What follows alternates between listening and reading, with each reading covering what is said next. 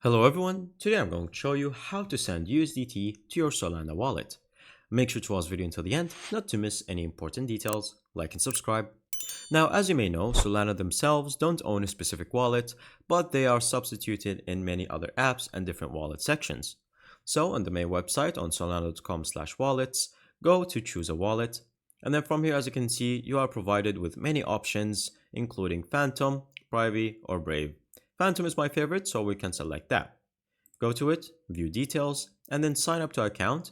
And then once you download the application on your phone and then sign up, just like this, all you have to do is from here on the main page, you're going to click on receive.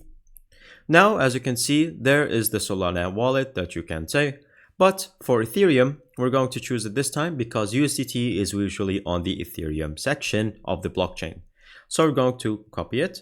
And right here, click on copy the code. Then you're going to go to any other wallet, either your friend or your own, such as right here on my Coinbase wallet.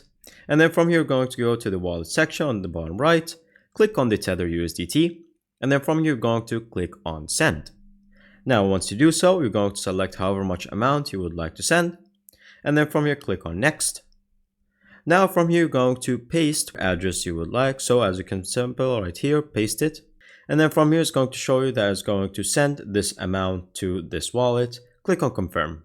As you can see, it says successfully sent. Now from here, once you click on done, you're going to switch back to your Phantom wallet.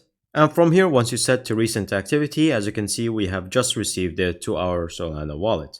And there you go. Now you have owned it on your Solana wallet. And so from here, you can just transfer it or click on trade and then switch it from one to another.